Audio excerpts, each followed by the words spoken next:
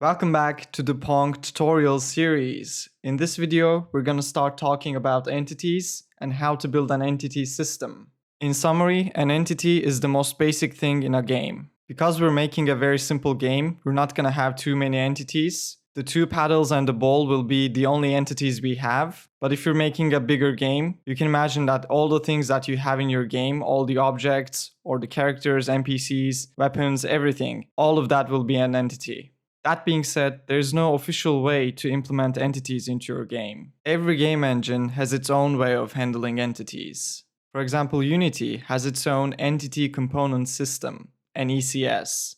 It gives you game objects which have no behavior on their own, and then you add components onto them, which add the necessary behavior that you're looking for. Whereas Godot has scenes and nodes that work a little bit differently. Now, we're not making a general purpose game engine. We're just making a simple Pong game. So we don't need a very complicated and complex entity system. We just need to represent simple entities that we're gonna have in our game, like the ball and the paddles. That's why we're gonna try to keep the system simple, but it's still going to be powerful. And if you want to extend this system further, you can definitely do it. Let's start by creating a header file called entity.h. In here, we're gonna create a struct called entity. The entity struct will have a position and a size. These are types that have multiple values. For example, the position has an x value and a y value.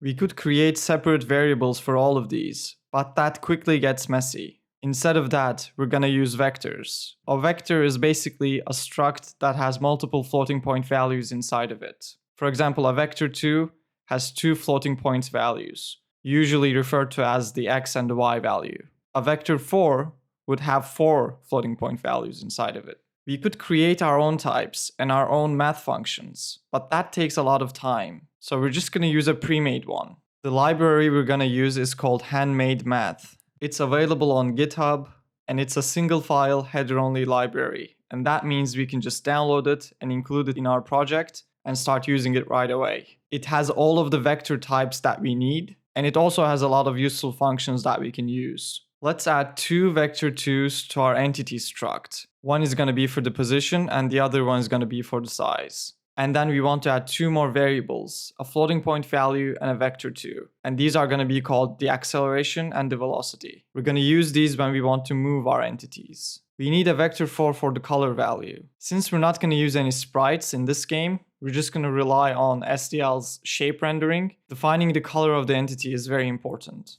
And finally, we're going to create a type. And this is going to let us know what type of entity we're dealing with.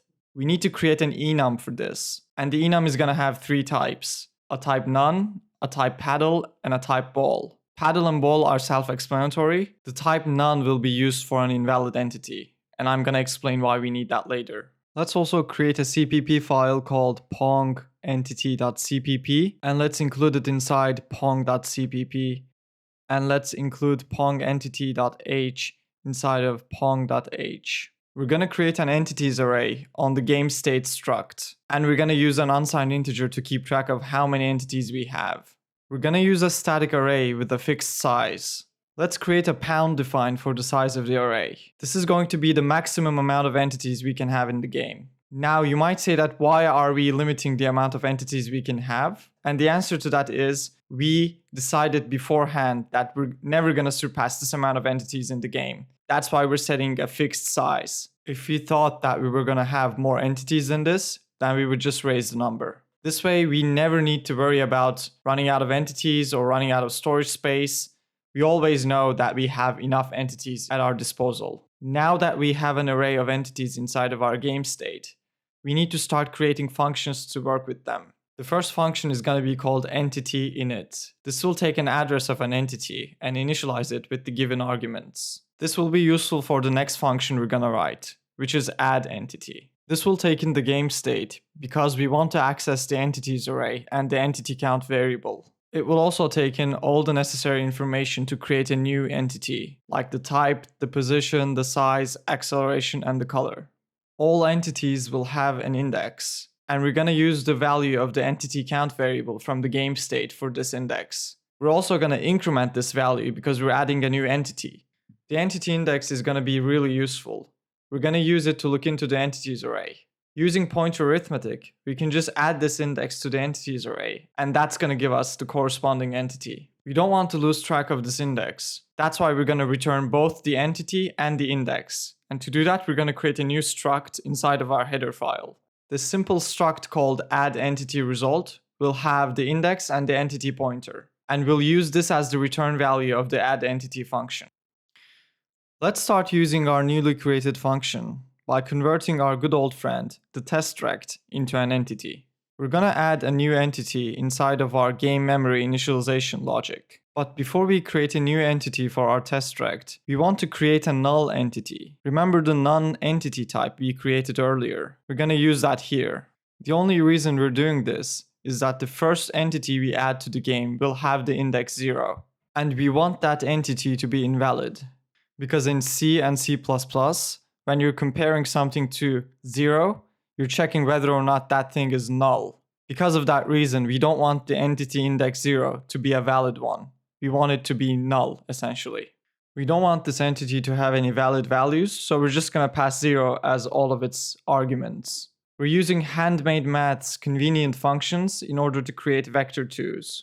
Let's add a new entity for our testRect. Since we don't have a test type, we'll make this one a paddle.